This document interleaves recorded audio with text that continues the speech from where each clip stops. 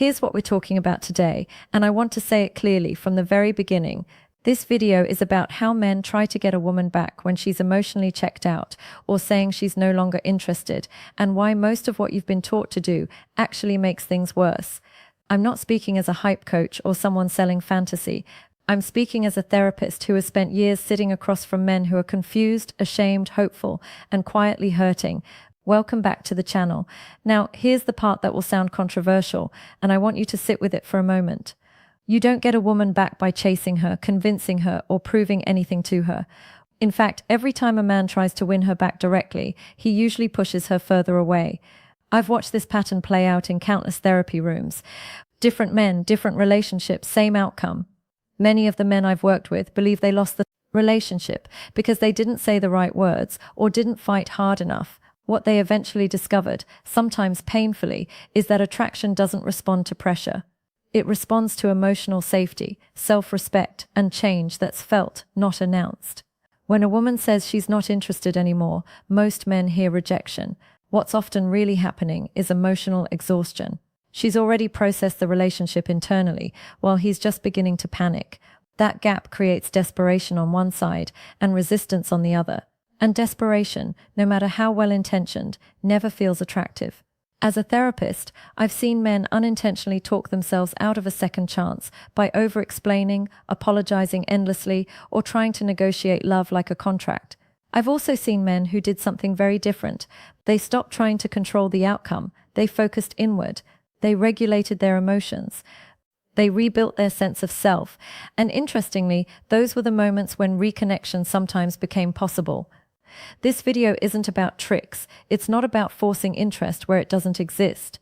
It's about understanding why attraction fades, how emotional dynamics actually work, and what gives you the best chance of genuine reconnection without losing your dignity.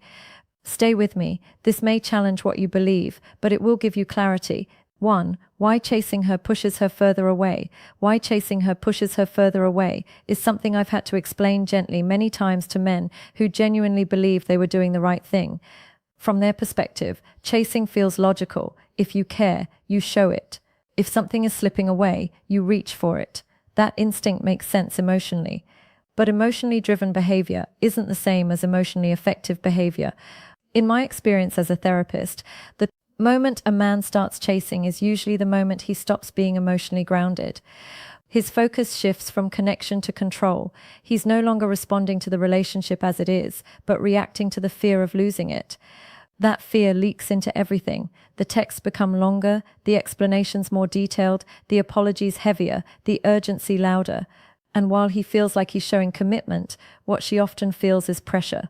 Pressure doesn't register as love, it registers as obligation. When someone feels emotionally cornered, their natural response is to create space, not closeness. I've seen women pull away, not because they didn't care, but because they felt overwhelmed by the responsibility of managing someone else's emotions. Attraction rarely survives that dynamic. What chasing really communicates, even when it's unintentional, is "I need you to feel okay."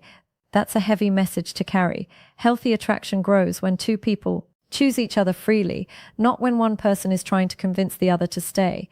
The more a man chases, the more he hands over his emotional balance, and the more uneven the dynamic becomes. I remember sitting across from a man who told me with complete sincerity, "If I just explain myself better, she'll understand and come back." What he didn't realize was that understanding wasn't the problem. She understood him perfectly. What she no longer felt was emotional polarity.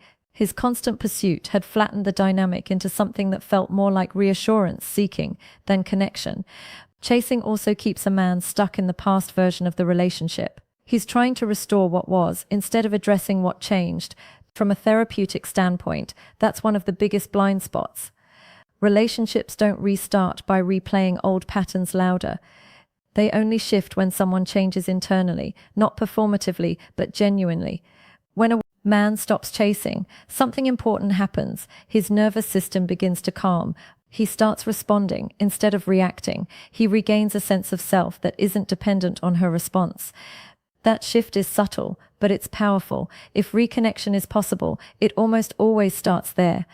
Chasing feels active, but it's actually avoidance. It avoids sitting with discomfort, uncertainty, and self-reflection. Stepping back isn't giving up. It's choosing stability over panic. And ironically, stability is the one thing chasing never provides. 2. What not interested really means emotionally. What not interested really means emotionally is often very different from how men hear it. Most men hear those words as a final verdict, a door slammed shut, a rejection of who they are from a therapeutic point of view. That interpretation is understandable, but it's also incomplete. When a woman says she's not interested anymore, she's usually describing an internal emotional state, not delivering a punishment or making a calculated move. In my experience working with men, this phrase almost always comes after a long period of emotional processing on her side. She didn't wake up one morning and suddenly decide she was done. More often, she slowly disengaged while still physically present. She thought about it quietly. She weighed her feelings. By the time she says it out loud, she's already tired. An emotional fatigue changes how attraction functions. Many men assume not interested means there is no attraction left at all. What it usually means is that the attraction no longer feels safe, light, or rewarding. Attraction doesn't disappear because of one mistake. It fades when a relationship starts to feel emotionally draining, predictable, or heavy. When interactions revolve around tension, reassurance, conflict, or unspoken resentment, interest doesn't vanish. It shuts down to protect her emotional energy. One thing I often explain in sessions is that attraction is not maintained through effort alone. You can be loyal, consistent, and well-intentioned, and still lose emotional traction if the dynamic becomes unbalanced. When a man begins to rely on the relationship for his emotional regulation, she often senses it before he does. That sense of responsibility can quietly erode desire. Not interested can also be a boundary, not a verdict. It's a way of saying, I don't feel the way I used to, and I don't have the capacity to keep trying in this state. Men sometimes try to argue against this thinking logic, or proof will change the feeling. But feelings don't respond to debate. They respond to shifts in emotional experience over time. From a therapeutic lens, the most important thing men need to understand is that interest is fluid. It responds to how someone feels around you, not just how you treat them. If being with you feels calm, grounded, and emotionally safe, interest has room to breathe. If it feels tense, heavy, or pressured, interest retreats. When men learn to hear not interested as information instead of rejection, everything changes. It becomes a signal to look inward rather than push outward. Not to convince, but to understand. Not to perform change, but to embody it. That distinction is what separates men who stay stuck from men who actually grow, whether reconnection happens or not. 3. The mistake men make when they try to fix everything.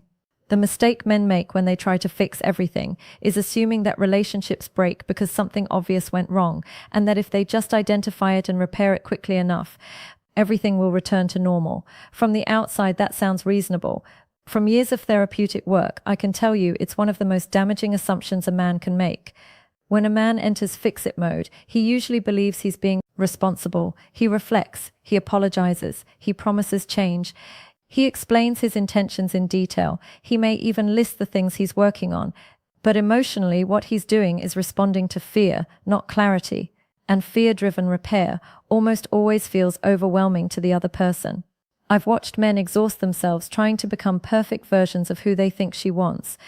They adjust their behavior overnight, become hyper-attentive, overly agreeable, and constantly available. They call this effort. What she often experiences is inconsistency.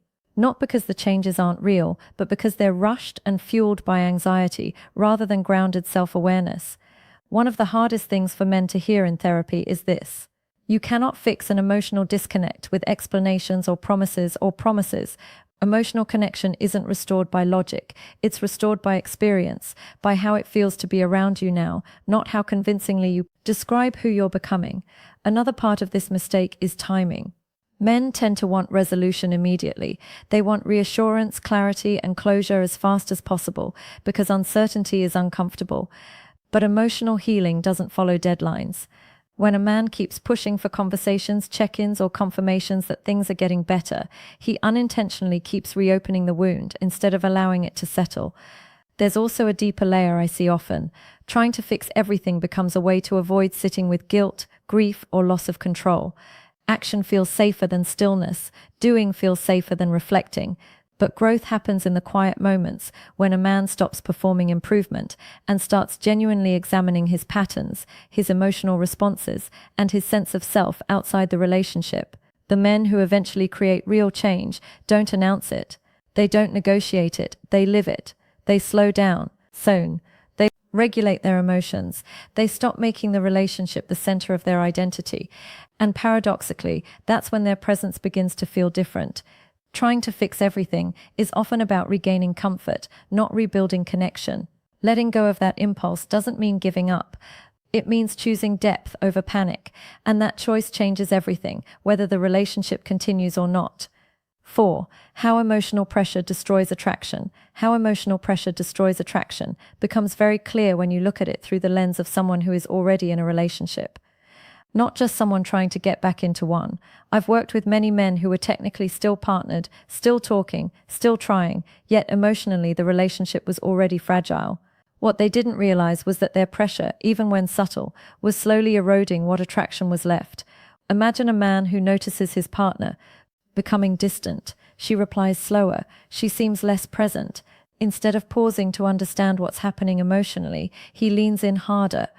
He asks more questions. He wants reassurance. He brings up the relationship more often. He checks in repeatedly to see where he stands. From his perspective, he's being caring. From her perspective, the relationship starts to feel like a responsibility she has to manage. Emotional pressure doesn't always look like demands or arguments.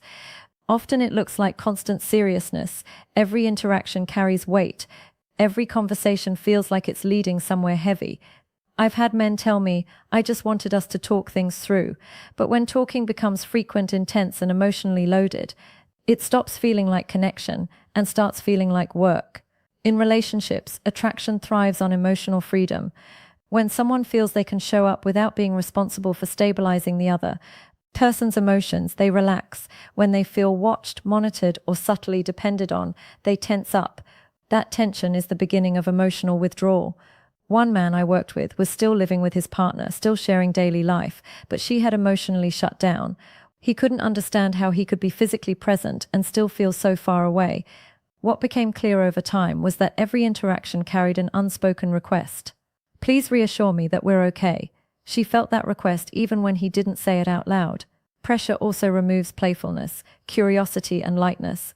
Relationships need emotional breathing room. When everything becomes about fixing, defining, or securing the bond, attraction has no space to regenerate. It's not that she doesn't care, it's that she doesn't feel free. From a therapeutic standpoint, the most damaging aspect of emotional pressure is that it's often invisible to the person applying it. Men don't intend to suffocate connection. They're trying to save it.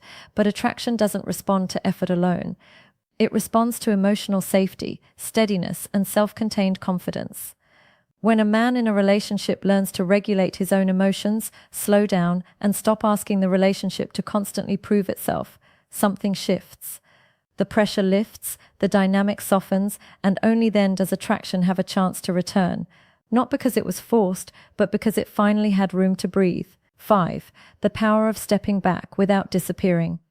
The power of stepping back without disappearing is something I often explain to men who are still in a relationship but feel like they're slowly losing their partner. This is one of the most misunderstood ideas because many men think stepping back means becoming cold, distant, or playing games. From a therapeutic perspective, stepping back is none of those things. It's about restoring balance without creating abandonment. Consider a man who notices that his partner has become emotionally withdrawn. Conversations feel shorter. Affection feels forced. His instinct is to close the gap by being more present, more available, more involved. But when one person moves closer while the other is pulling away, the distance actually increases.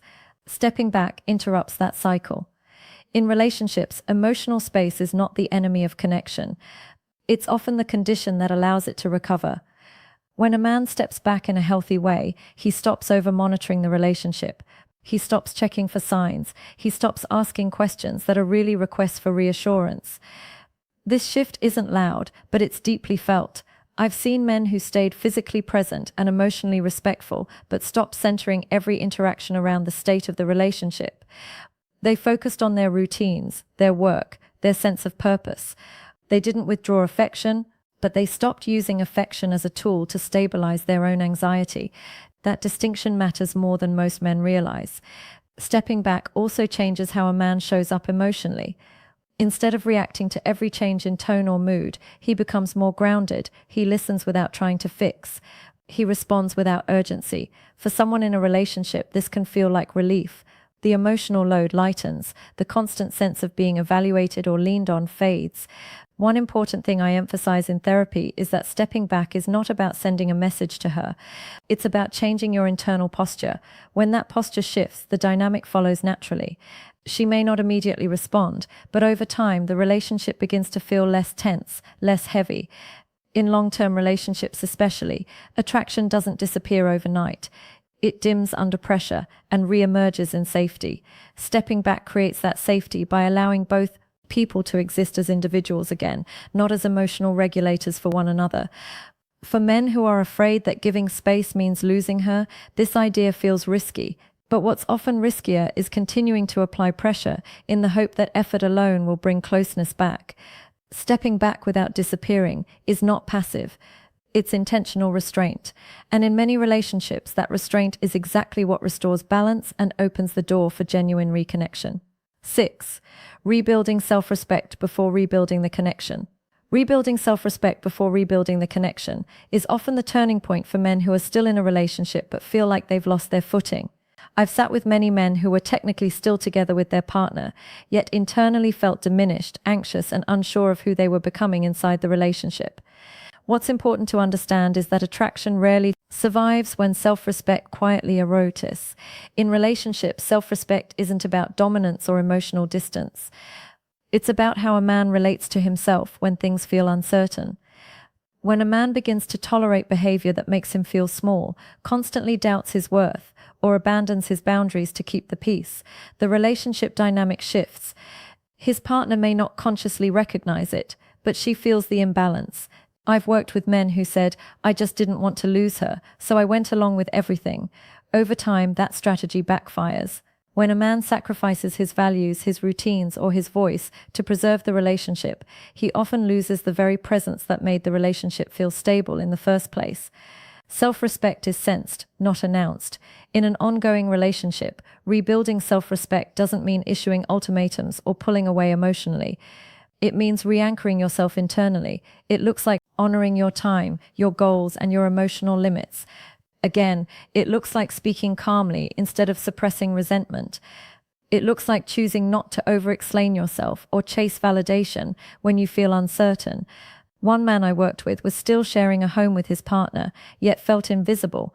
He realized that over time he had stopped doing the things that made him feel capable and grounded. His world had narrowed to the relationship alone when he slowly rebuilt his routines, his friendships, and his sense of direction. Something unexpected happened.